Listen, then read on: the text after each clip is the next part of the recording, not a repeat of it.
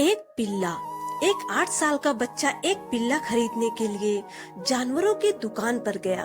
जब वह दुकान के अंदर घुसा, उसने देखा कि 4 पिल्ले एक बड़े से टेबल पर बैठे हैं और टेबल के नीचे $60 एक पिल्ले का रेट है, ऐसा लिखा है।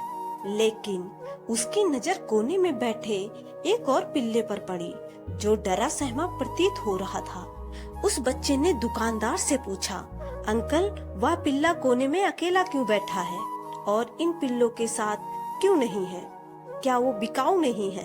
दुकानदार ने कहा, बेटा, वो पिल्ला इन्हीं में से एक तो है, पर अपाहिज है और बिकाऊ नहीं।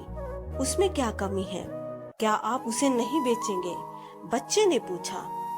जन्म से ही इस पिल्ले की एक टांग खराब है और वह ठीक से नहीं चल सकता। इस कारण इसे कोई खरीदना भी नहीं चाहता।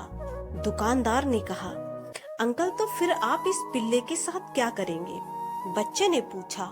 क्या करना क्या है बेटा, इसे हम हमेशा के लिए सुला देंगे। दुकानदार ने कहा, क्या मैं इस बच्चे के साथ थोड़ी देर रह सकता हूँ? यदि आपकी इजाजत हो तो इसके साथ खेल सकता हूँ। बच्चे ने पूछा। हाँ, क्यों नहीं, बिल्कुल खेल सकते हो, दुकानदार ने जवाब में कहा। बच्चे ने पिल्ले को अपनी गोद में उठाया। शायद अब पिल्ले को अकेला महसूस नहीं हो रहा था। पिल्ला बच्चे के गाल को चाटने लगा। अब बच्चे ने फैसला कर लिया कि वो उस पिल्ले को खरीदेगा और उसने ये बात दुकानदार से कही। अरे नहीं, ये पिल्ला बिकाऊ नहीं है, पहले भी बता चुका हूँ, दुकानदार ने कहा। मगर बच्चा मानने वाला नहीं था और उसने अपनी जिद जारी रखी। बच्चे की जिद के सामने दुकानदार ने हामी भर दी। बच्चे ने फौरन जेब से $10 निकाले और दुकानदार को दे दिया और बाकी के $50 लेने के लिए वह अपने पेरेंट्स के पास दौड़ा।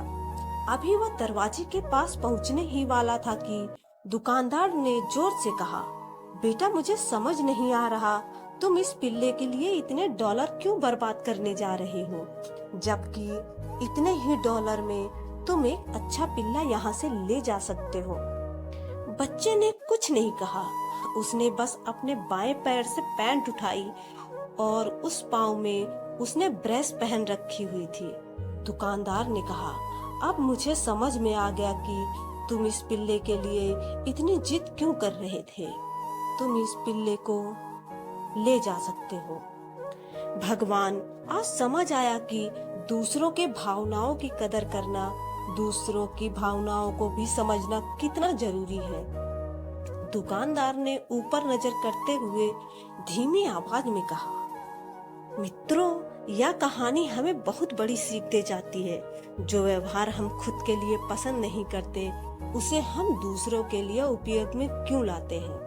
शायद हर कोई उस छोटे बच्चे की तरह ये बात समझे और अपने गलत व्यवहार से किसी का दिल दुखाने के बजाय हमदर्द बनने का प्रयास करे।